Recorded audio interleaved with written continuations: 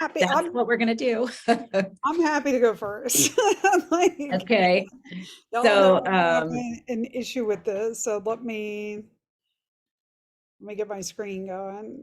Ignore my 5,000 tabs and my messy, messy deck. All right, look at that. Can y'all see? yeah. All right. So the tool I use is debates. And what I like about them, you can use them. I mean, there's a lot I like about them, both pedagogically and in terms of utility. So you can use these face to face, blended, or online. And I know we think about debates as being a face to face thing, but it can go far beyond that with a little trial and error. So the advantage of using a debate is I think it teaches valuable critical thinking skills, right? So the idea here is that neither side is ever wholly correct or right or wrong, right? Like even with science, and I teach in the College of Science, nothing's written in stone, right? Because somewhere down the line, better technologies, better abilities to look at things, different ways of doing things will come around, and bam, now you have a different result. So although I'm not a huge fan of John Stuart Mill, I think this is actually a pretty valid argument that he makes. And it's one that I think is pedagogically something we can take in to the classroom with us. Let me turn off my phone. All right. So one of the cool things I think for students is that this really helps them develop kind of critical thinking skills, and that this is more important to kind of really craft an argument and support that argument regardless of what side of the debate you get put on. One of the other things that I think we've all kind of noticed over the past 10, 15 years in the classroom is that students really seem to be educated on how to have intellectual discussions. I don't know if it's the standardized testing that we're seeing in K through 12, but there really is this kind of rote memorization of material and just kind of regurgitating it. By forcing students to kind of step outside that comfort zone, craft an argument and research a side of a controversial topic, I think it really helps them learn how to have intellectual discussions with each other and how to really kind of think about thinking, meaning it's a metacognitive tools. So we know that this is, an important part of the learning process. We also have a lot of research that suggests that students retain information better when they're actively engaged in the dialectical process. And I know most of us in here, spend a lot of time. How do we get students engaged? What is active learning? How do we do that, particularly in an online or blended, platform? One of the interesting things I think go to look at from an educational perspective is engagement the same thing for us as it is for them? But that's a whole different topic for a whole different presentation. But I think it is worth looking at because I'm not sure we're all on the same page when it comes to the E word. Either way, research suggests dialectical methods are actually the highest retention or produce the highest retention rates. But how do you do that in an online class, right? Particularly if you're not doing a synchronous Zoom thing. How do you get students to engage in the same process, even though the way that process is occurring is radically different? So my objectives here are obviously to get students to really think about kind of opposing views of enduring kind of debates in the field. So for each class that I teach, I use these at this point because students respond so well to them. But nothing's written in stone. So there's always these kind of debates that go back and forth that underlie each area that I teach. It also allows students to really kind of synthesize their own position, right? Because they have to clarify it. I do have it set up now where students, the first 6 or 7 to call a side, get that side, and the rest get the other side. So if they don't care, they wind up with whatever side's left when they show up in the discussion board. If they have strong feelings, they can call their side day one, but only like 1 or 2 students out of every 150 do that. So some of the things that I encourage them to focus on is how empirical is the evidence? What's a fact versus what's an opinion? What propaganda is being used? What about causality? Are the causalities being presented really just correlations? This is important in part because I actually teach correlations. So every class, we do get into the difference between looking at causality based on quasi-experimental data or correlational data. Are analogies faulty? Is the author oversimplifying issues? Are arguments semantic or theoretical? Are they generalizing badly? And again, because I teach science, this is kind of an important thing.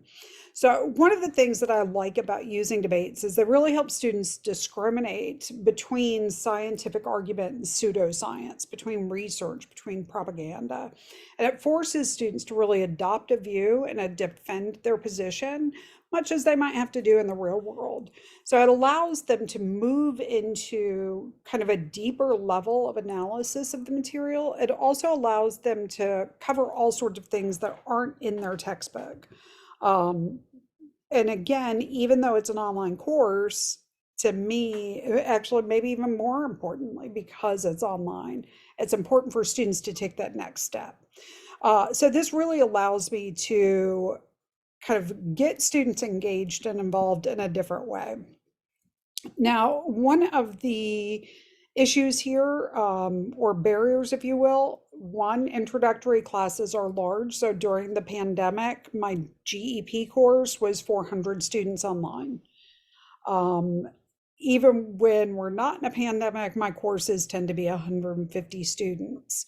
So things get a little tricky when you get into larger scales, right?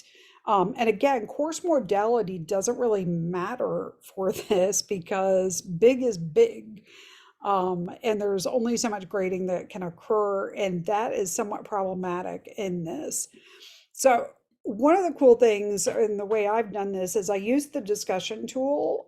You can use this in a large face-to-face class. You can use them in an online or blended. I divide the students out into groups of 20 in the discussion tab, and then you can either assign them or let them self-select into pros and cons. I will tell you, you do need to spell out pro and con and what that means to students, because again, particularly with incoming first years, they don't quite get that. And then I have them respond the next week to 2 group mates, one they agree with and one they disagree with. Because again, I want them to learn how to be civil in their responses as well as in their arguments. So that was a stupid post, or that's a stupid idea, doesn't cut it at all. If you're doing a blended class, you can certainly use these in a flipped classroom. If your class is small, you can also do buzz groups if it was synchronous, and that's just mini debates that you do. So overwhelmingly, students' perceptions of these are fantastic. They really, really enjoy them. More than 80% agree them to a great deal, or somewhat like them somewhat. I also get feedback that the structure really helps them kind of think about the topics, form arguments, learn APA format, all of which is me basically hiding the broccoli, right? So some of the comments that I've gotten from students, speaking my opinions backed with evidence and solid reasoning in terms of what did they like most. That you were sometimes left to argue the side of a debate you didn't necessarily believe, thus fostering more learning outside your comfort zone, which is always fantastic to read, right? Because we want to kind of push them outside their comfort zone. We want them thinking and really kind of taking into account not only, their knee-jerk kind of opinion on something, but the fact that that can be altered when presented with information. I like that we got to pick sides and really voice our opinion. I think that's really important in a college students. Enhancement and deeper understanding of course material. So, these are the kind of comments where you're like, this is great. And of course, help me be more creative. Personally, I think there is an interesting argument to be had on if we teach students to be less creative over the course of their 4 years with us, right? If somehow, I think there is an interesting thing when you think about creativity and pedagogy. Um, in terms of, from a faculty perspective, creativity is risky, right? Like it can go really, really wrong really fast. It can also be more involved in terms of grading. From a student side, I don't know how some of things are going to land without their feedback. So it's cool when I see that. I did poll students last semester on this idea of engagement, right? Because it comes up a lot in higher ed. And based on their own self definition of what engagement in a classroom means, most students are perceiving my debates as really engaging, which is pretty cool. I also asked for them, how important is it for you to feel that assessments or assignments in online courses lead to self reflection? You can clearly see that most of the students selected very important or extremely important. So again, all kind of things that I want to emphasize, if you will, in my courses. Well, it is hiding the broccoli, right, Karen? And I do a lot of hiding the broccoli. So I involve myself. It depends on the setting. So if it's a flipped classroom for a blended or it is face to face, I'm very involved. With the discussion boards, I am not going to lie. Most of the time, I have my UTAs monitor the discussion board mostly in case there is an issue. Generally, I really don't have civility issues in here, but I'm nervous. Like I think way back when we first used discussion tools and students could post anonymously, it scared us and it went wrong. The grading rubric is super easy. So each one I have for 50 points. 30 are for their initial argument supported by peer-reviewed research, and then 10 points per response. So it's an easy peasy, and I do bonus points. So to me, it seems weird that we deduct points, but we don't add for the students who go above and beyond. So I go to out of 55. So if they really knock it out of the park, because they get really into the topics, like this week's topic for one of my class is brainwashing real? So that's for my social psych course, and they're on the persuasion chapter. So it's a provocative topic for them. And one of my other classes this week in sexual behavior is sexual orientation biological or due to nature or nurture? So again, it gives them kind of different ways of looking at it. I will say early on, I had two, like I would have try to get the group to pick A or B, like between two topics, and that was a hot mess. Organizing groups in online courses can be problematic. Students hate group work. And it's funny because they like engaging with each other, but they don't want to engage each other for work. So the way I have them set up now, it's a 2-week discussion, week for initial post, week for responses. So they're not as dependent on each other, but they're engaging with each other. And I seem to have found like a pretty sweet spot for them. Yeah, so it would work great in general sociology because again, there are certain things you're teaching, right, that have these kind of undercurring debates in the field since way, way back. So it allows you to kind of go with that. If you want, you can, feel free to reach out and I can send you like the Canvas rubric if it lets me. Like I'm not great with the rubric thing. All right, any other questions before we move on? All right, thanks. All right, Sharon, you're on.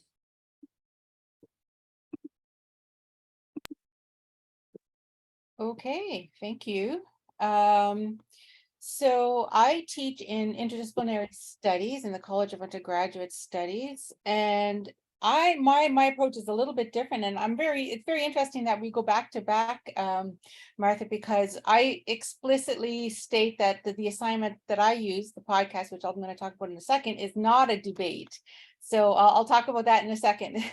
So I teach in interdisciplinary studies, and the thing that is unique about interdisciplinary studies is that we are what we call content agnostic. And so the joke I always tell is the little bumper sticker a friend of mine sent me that says, interdisciplinarians do it in any field.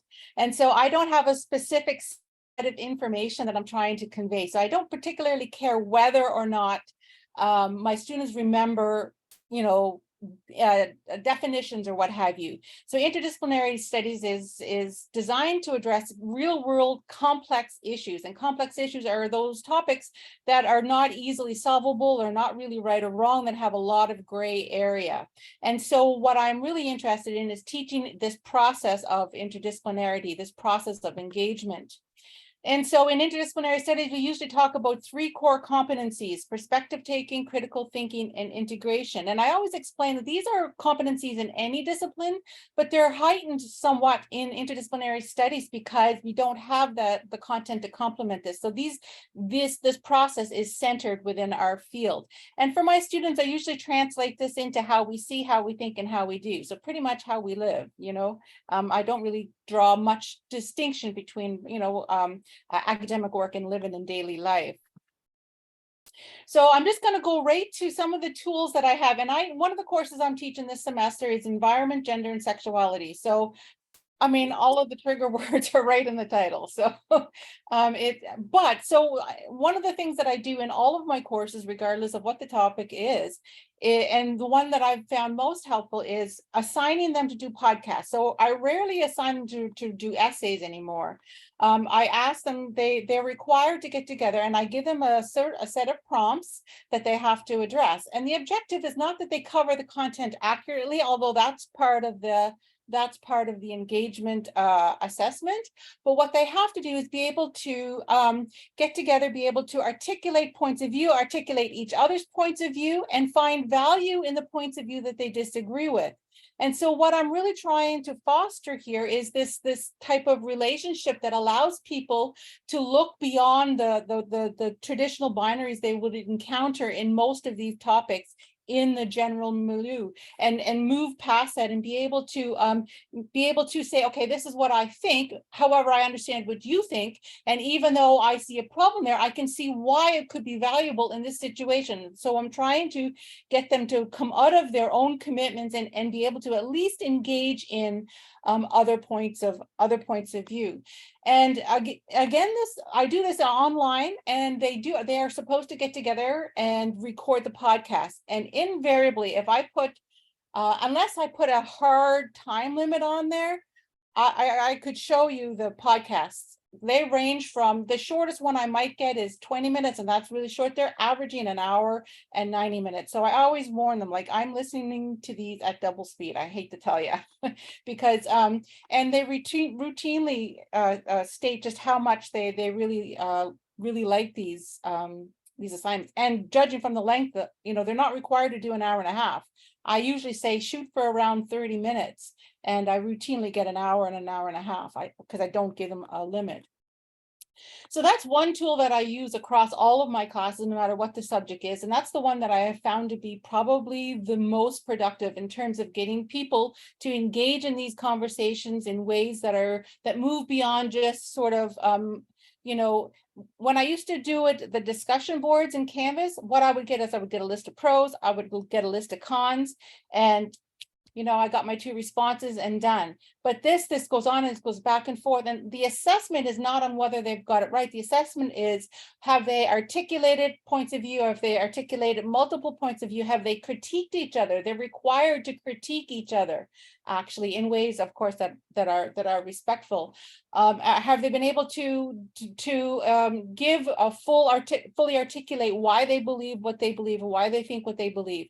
And are they able to step outside their own beliefs to engage in the different points of view? And these are the these are the tools of the ways that I assess their work, not whether or not they got a fact right or a fact wrong.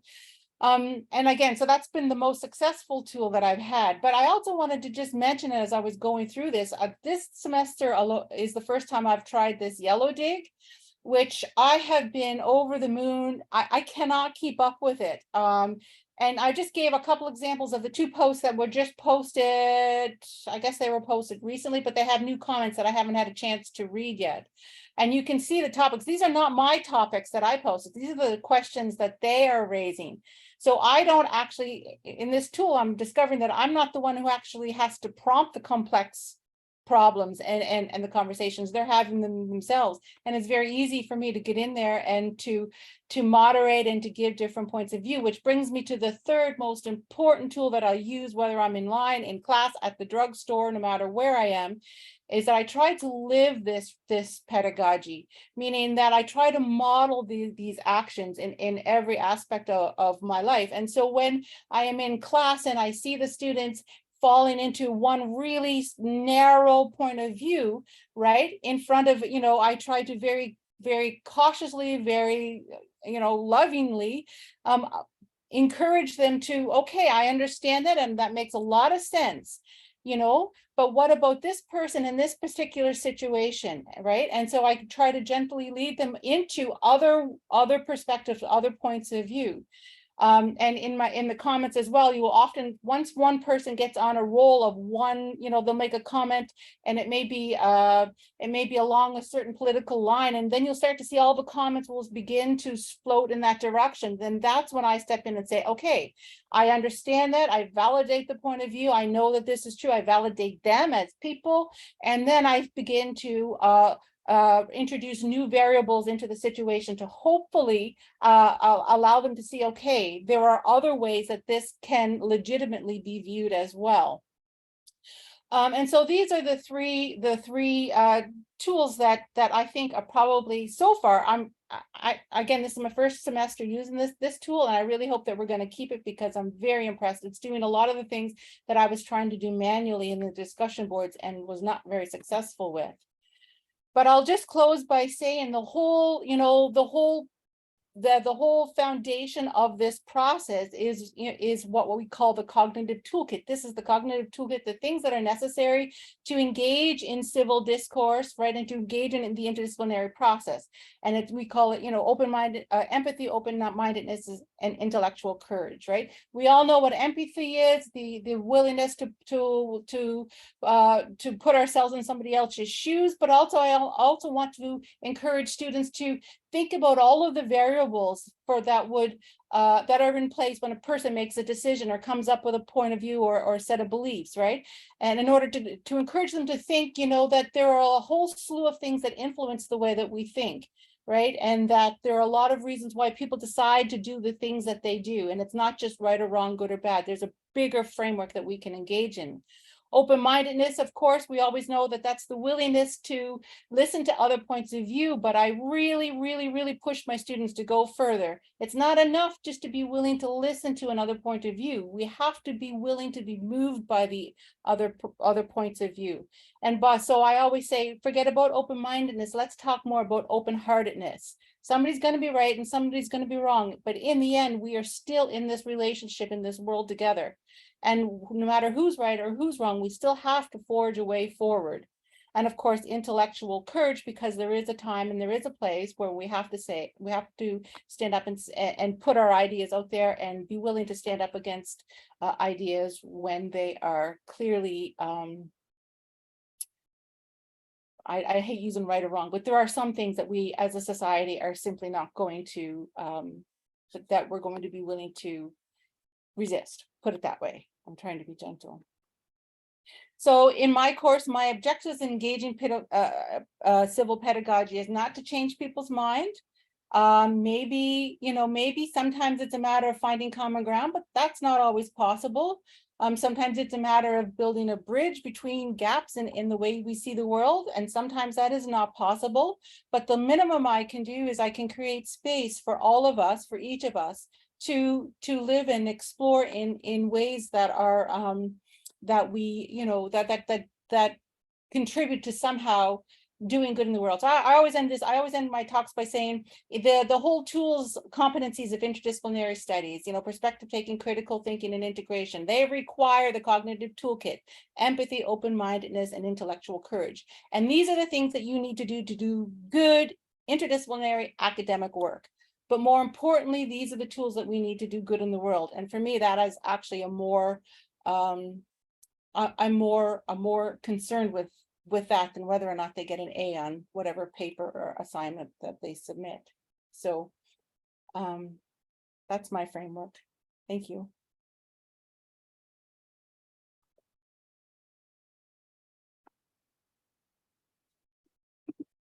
Okay. Oh.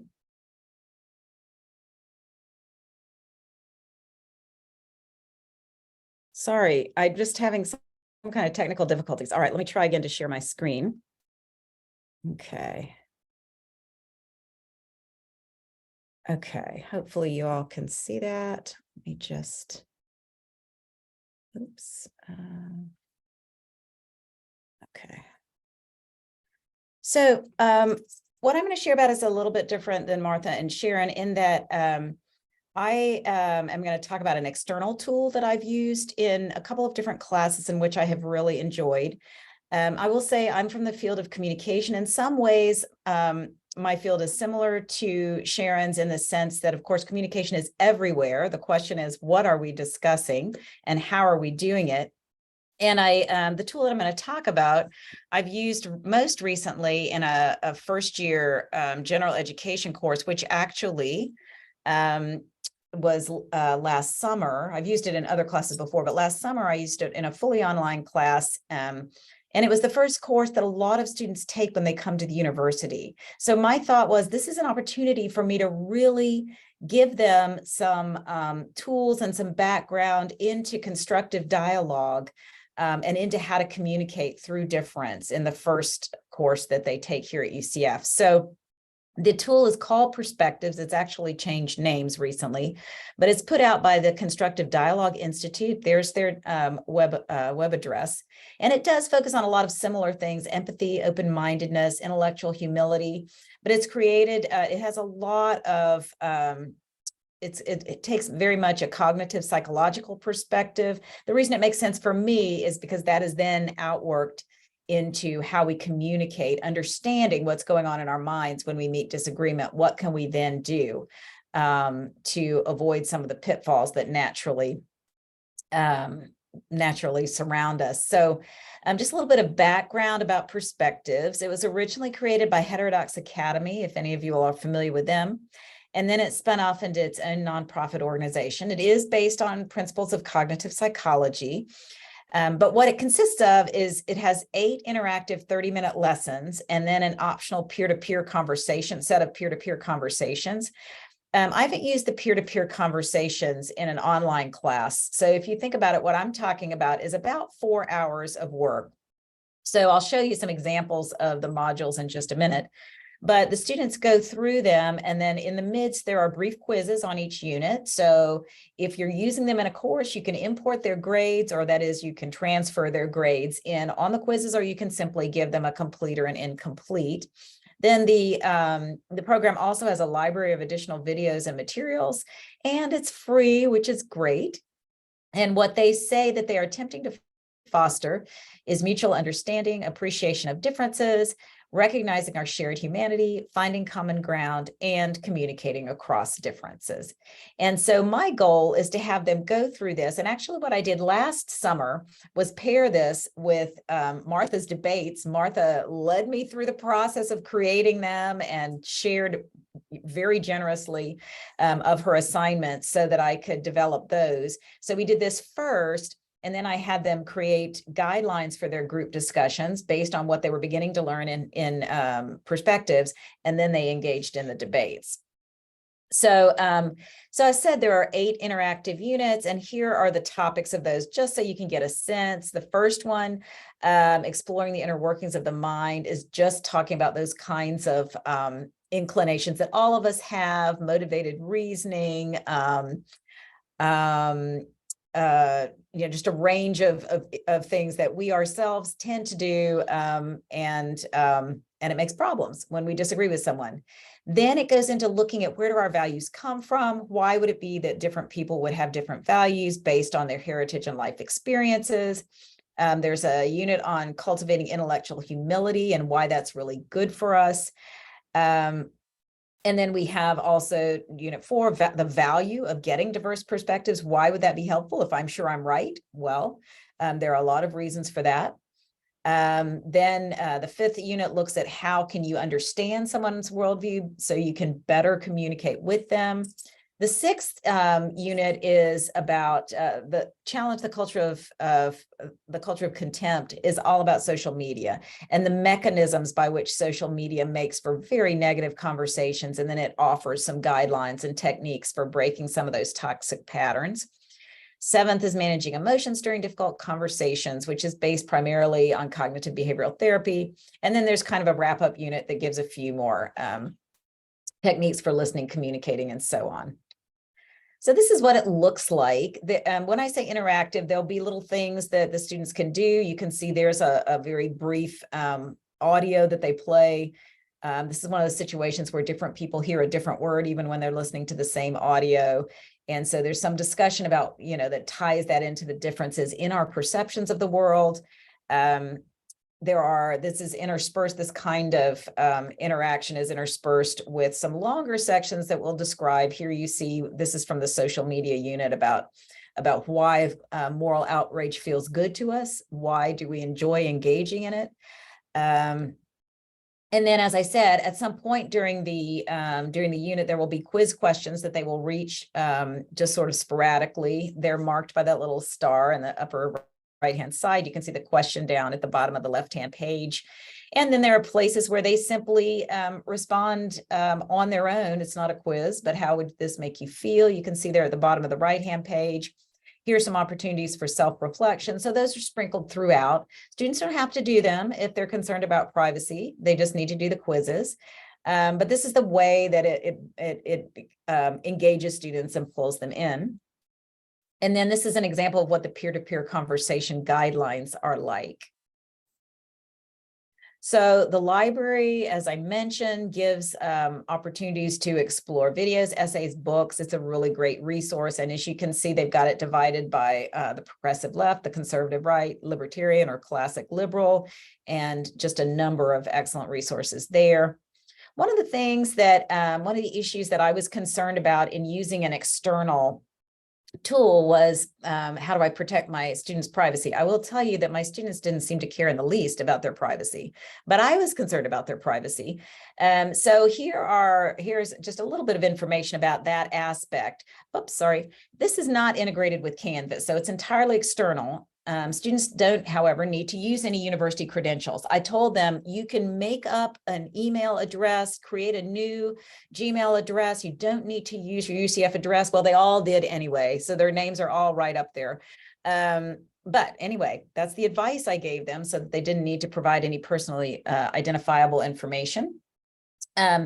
As an instructor, I can't see how they answer anything. The only thing I can see is their quiz scores. I can't see even the individual items on the quiz. So if there are ever any problems, actually, I have to go through the support desk there at Perspectives. But the benefit of that is I have no idea what they're saying, and I don't want to. I just want them to learn from the experience. The creators do collect data, as you might imagine, but students can opt out of that. And I make a big deal of telling students you don't need to agree. They don't have to collect your data if you don't want them to. You don't even have to answer any of these questions right there online. You can answer them yourself in a note, but you do best to benefit if you do interact and respond to the prompts. So what do students think of it? Well, as I said, I did this for the first time last summer. It was in a class of about 300 students. So it was huge. It was maybe 270, but it was a lot.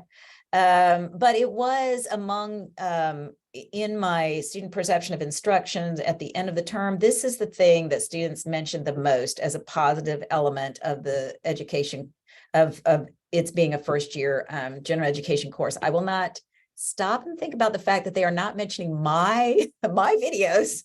But I was still really pleased because to me, this is so important and it's done well. And this is something I wanted them to use as a lens through which they understood all of the issues that we talked about in communication, some of them controversial, some not. I did combine it with Martha's online debate assignment, and I felt like the set was really good. The combination was really good. I think it could be useful in other introductions to subject areas that are related. So something like intercultural communication, I used it in Introduction to Communication, Introduction to Psychology, some of these broader courses, but it could also be used, especially in a regular semester, not in a summer session. At the very beginning, if a course is going to deal with controversial issues, to go ahead and establish an understanding among students about how those should be handled. So again, there is the web address, and that's it for me. And I guess now we can just, we have just a few minutes left. If there are any questions you want to direct to any of us, that's great. There's one in the chat for you. So I've signed up for this. It looks really cool. Can we pick only a few of the lessons to integrate into the LMS, or will students see everything? I'm trying to remember. I think you can pick several. There are some options. I found, by the way, that their customer service folk are marvelous. They'll work with you and help you figure out every possibility. So, I know I had a number of options. I cannot remember if I could actually select, although you could simply tell them, just do modules, 1 through 4 or whatever, and they could stop. There's another question. How did you learn about the Cognitive Dialogue Institute? Oh, because I'm a member of Heterodox Academy, and it's an organization. Sharon, you're a member, right? Yeah. So it's an organization that operates across ideological lines, but among faculty, and their goal is to promote constructive dialogue among faculty. And so I belonged there, and this was originally something that they developed, so I was familiar with it. Yeah. It's funny, we just assume that faculty are doing this very well themselves, and that's why I emphasize the modeling it, because maybe not all faculty are exactly executing this perfectly. And I will just say, I don't know a lot of people in here, but I just really appreciate Sharon's point about modeling. For me, so I'm a person of faith, and this is just really important to me. I feel like these are the kinds of things I'm called to. And so it is even bigger than the classroom for me as well. So. And, there's a really good comment in the chat with controversial issues in Florida. Again, I think you heard all three of us kind of, it's not, there is no right or wrong answer, right? We may have our own opinions, but again, like the point of my debates is for them to find peer-reviewed research to support an argument and to support a rebuttal. Anne's goes along that same line. So does Sharon's, where it's more of a podcast format, not a debate. But I really don't see students getting too out of pocket on these things. I think there's been one incident since the apocalypse, and that was a student who responded to a different student with, "If you are really a vet like you say," where I'm like, whoa, Tiger. And just reached out to her personally and was like, online persona, right? We're not often aware that something we might say to each other in a Zoom or in a conversation can come across really different when it's written. So I used it as a teaching moment. And again, it wasn't even about the topic. It was just like, we don't do that here. And I think one of the things to be cognizant of is the online environment right now on a lot of platforms is really contentious, right? It's a lot of back and forth and name calling. We don't want students doing that in a classroom setting or a discussion board. I make a big point. It's on my syllabus. It's at the start of each discussion on how to have kind of civil discussions about these things, where this isn't opinion based. It shouldn't be about your emotion. It should be about the research, because again, My goal is to teach them how to find articles, summarize them in APA format, but do it in a different way so it's not a boring discussion post. Because again, I'm hiding the broccoli. So I don't, there is no right or wrong on any of the topics. Although usually one side, the research is more in support of. But again, if they have feelings, they can call their side early. They just, most of them don't. I think, I think for my classes, well, in particular, the ones I'm teaching on, environment, gender, and sexuality, I mean, I can't hide. I mean, no matter, there's no definitive studies that I'm going to show. I'm going to show a set of literature from this point of view, from this point of view, from this point of view, right? And so I've just decided last whenever that I just cannot live in fear. I give them the tools and I give them all of the right to decide for themselves, to make up their own minds. And I even will give them, if they find a particular set of readings problematic, all they have to do is reach out and I'll give them an alternative set, because I don't particularly care what facts they're reading about. I can more care about how they're reading and talking and discoursing. But I mean, I presume I won't, I just can't live in fear. I was hired to do this and I have to, this is what I'm teaching. And so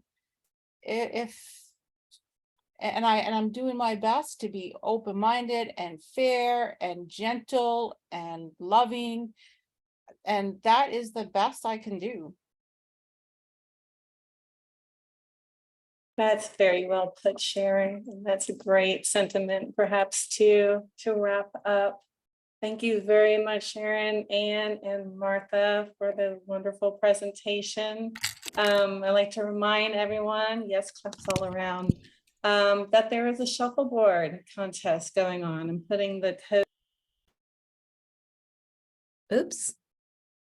Can't hear you, Susan. You're muted, I I'm think. sorry. I want to thank everybody for your presentation. I really did really well when I was muted, so it was awesome. But I'd like to thank Sharon and Anne and Martha for a wonderful presentation, a great topic, done very well. I put the code to the shuffleboard contest in the chat. I will do so one more time in case you didn't get it.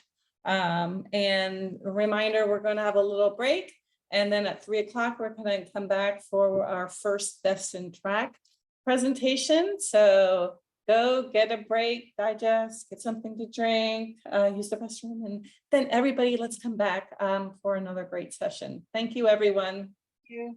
Thanks for coming, everyone. And the decks will be available online. And feel free to contact us if you have any questions. Thank